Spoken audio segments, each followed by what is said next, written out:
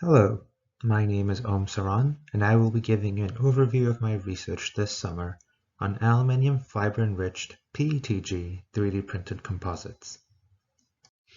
First, the whats and the whys. Polyethylene terephthalate glycol, or PETG, is a thermoplastic polymer commonly used in additive manufacturing for its durability and heat resistance. This has been enriched with aluminium fibers that were added to the PETG filament used to print the sample discs that I ran tests on. The fibers are approximately half a millimeter long and have a cross-sectional area of 0.075 millimeters square. Prior research has shown that the composites consisting of PETG and strong fibers, such as glass or carbon fibers, can have improved material properties such as rigidity and strength. However, in this research, I focused on the effect of the fibers on wear and friction to see if these composites could yield high friction for low wear. Potential applications for such a property would be things like bicycle brakes, where high friction, low wear, and thermal resistance are desired properties for brake pads. For my work, I used mainly three pieces of equipment in my lab. The first was a custom-built ball-on-flat reciprocating tribometer. In this, a ball is held at pressure over the sample, while the sample moves linearly in a back and forth motion under it. The one I used was built and calibrated by a team of students as an MSD project. The second and third were a set of microscopes to better see the wear on the sample discs. The 3D printed discs had a cross-hatched filling pattern, similar to that shown in the illustration on the right, where you can imagine the disc as the black circle and the top layer of filament as the red lines, which are perpendicular to the lower filament layer in blue. So I conducted two sets of tests. First, I set up my test such that the top layer of filament, the red one, was perpendicular to the direction of motion. Then I set up the test such that the top layer of filament was parallel to the direction of motion in the tribometer. I used a 5mm ball made of 316L stainless steel, and after a series of exploratory tests, I decided the test would be run at a 5N load with a reciprocating frequency of 5 Hz, a stroke length of 5mm, and for a duration of 30 minutes. The wear mass was too low and the wear tracks were too difficult to measure due to the translucent nature of PETG. So instead, I took microscope pictures to qualitatively compare the wear between the samples.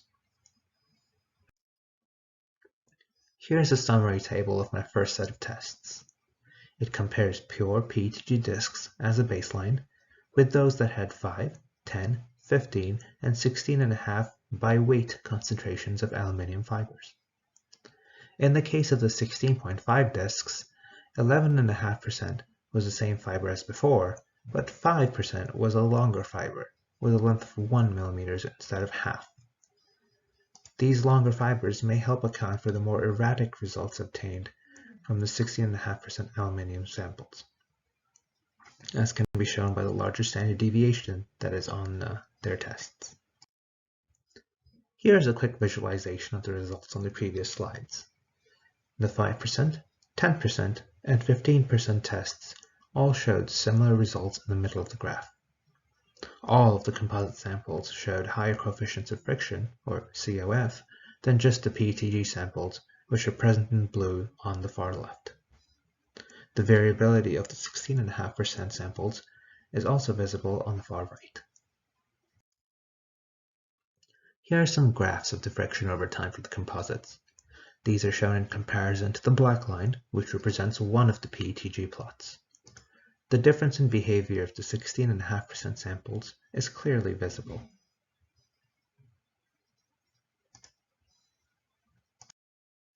On to some wear pictures.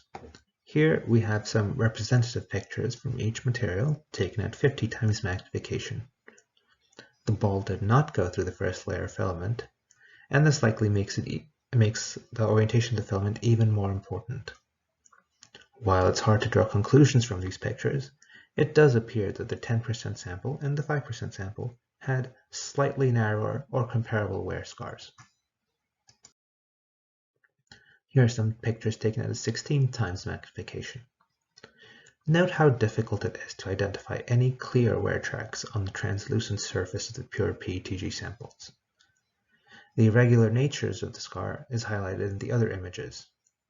It is for these reasons that measurements of wear track widths could not be obtained. We now move on to the tests run with the top layer of filament parallel to the direction of motion. There's a lot more variability between tests in this case. I think this may be down to the ball falling on or between peaks on the top of the disk's surface. It might also be down to the uneven thicknesses of the filaments as they were extruded during the 3D printing process. The variability is shown by the graph of friction over time for the 3 PETG tests. For comparison purposes later, we will be using the track shown in blue on the graph here. Here is an alternative visualization of the data on the previous slides. The 5% and 10% samples shown in red and green towards the center are still relatively tightly grouped, but that was not the case for the 15, 16.5, and pure PETG samples. Also worth noting is that a lot of these values are lower than what we obtained earlier during our tests, which ran across the filament.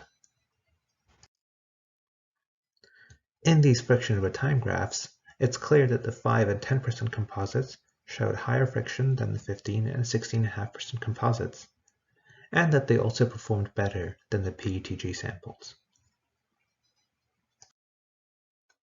Here are some microscope pictures of the created wear tracks, taken at about 50 times magnification.